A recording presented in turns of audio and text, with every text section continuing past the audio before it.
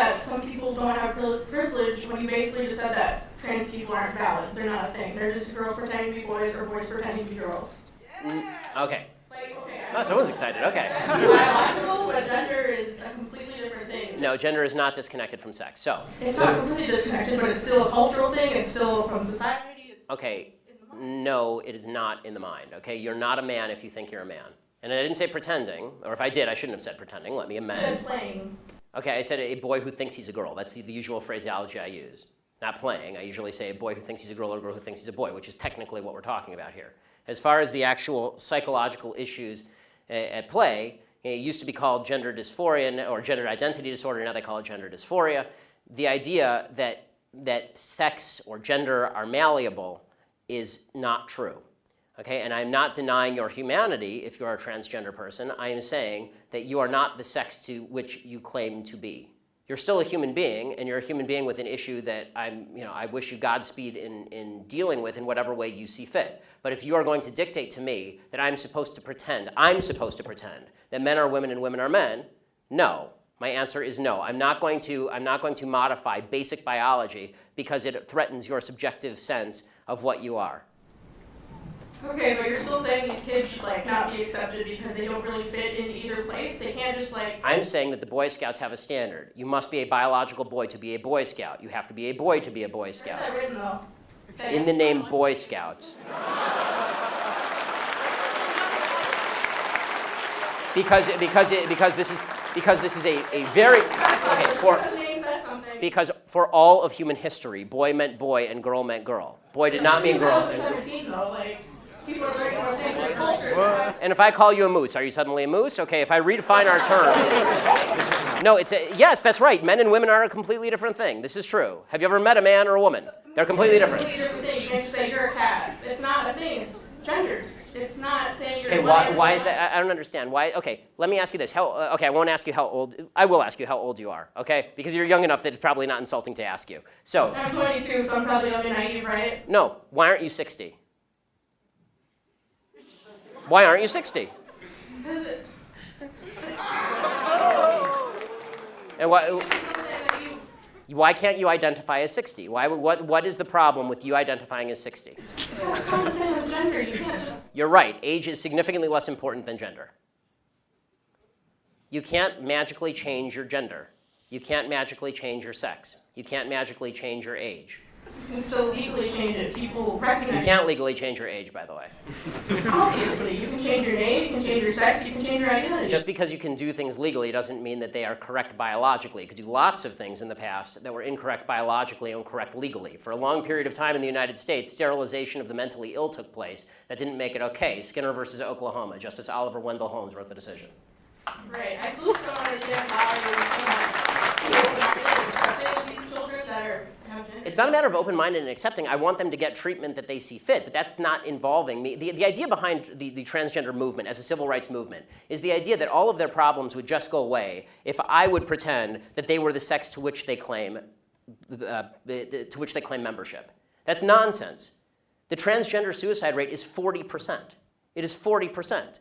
And according to the Anderson School at UCLA, it makes no difference. There's a study that came out last year. It makes no difference. Virtually no difference, statistically speaking, as to whether people recognize you as a transgender person or not, which suggests there's a very high comorbidity between transgenderism, whatever that mental state may be, and suicidality. That has nothing to do with how society treats you. Do you think it could be because of their bullied at school? No, I don't think that. I do not think that the discrepancy.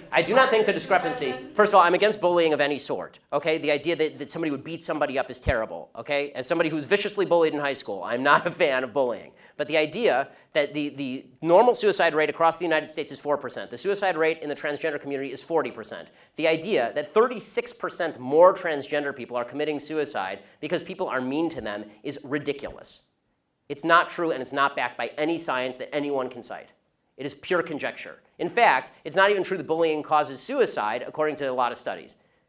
For example, in the black community, where the idea is supposedly that America is a racist society, blacks are bullied a lot. Okay, in the black community has significantly lower suicide rates than in the white community. In fact, in third world countries, the suicide rate is significantly lower than in first world countries. Suicide actually seems to be a privilege of the upper classes if you actually look at it from a financial perspective. So the idea that suicidality is directly a result of people like me saying, no, men are not women and women are not men, it's not true. It's also... So you think it doesn't impact their identity at all, or their depression, or how they feel about themselves? I think the idea that you're going to sacrifice the entire society's proper definition of sex because you think that there is in legal terms, somebody with an eggshell skull, meaning that somebody who has a pre-existing condition that makes them more susceptible to criticism, that is not a way to run a society. You can't sacrifice truth because some people are going to actually suffer because of the truth. Plus, there's no evidence whatsoever that the suicide rate would go down in the transgender community in any marked way if people just started pretending that men were women and women were men. We're trying that experiment now. We'll find out whether it works. So far, no evidence.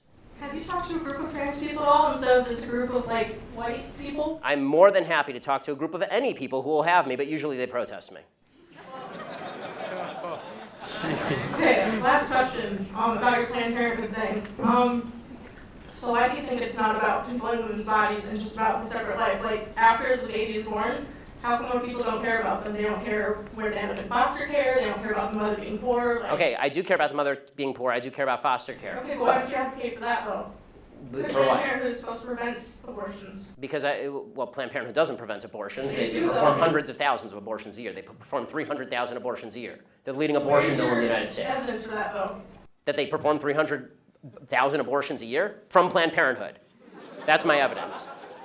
They don't dispute that. No one disputes that. Like birth control and cancer. I'm not anti-birth control. I know. Birth control is extraordinarily cheap. That provides affordable birth control, which would in turn. Okay, they're not the only people in America who provide affordable birth control. You can go get a pack of condoms down at the local CVS for $12. Condoms great. People need medication too.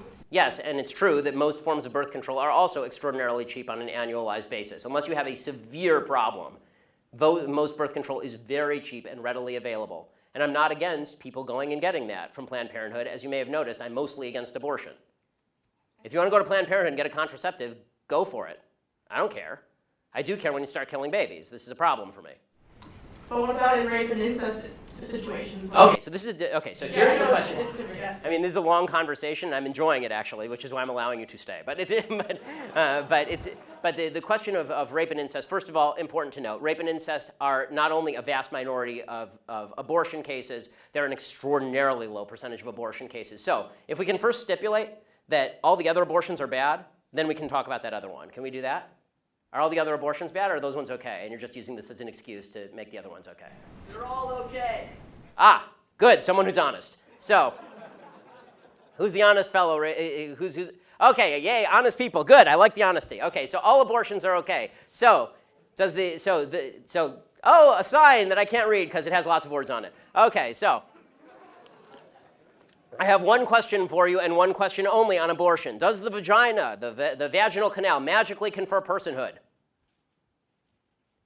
Answer, does the vagina magically confer personhood? Yeah, raised hands are okay. You, sir. No, the first breath does. The first breath confers personhood.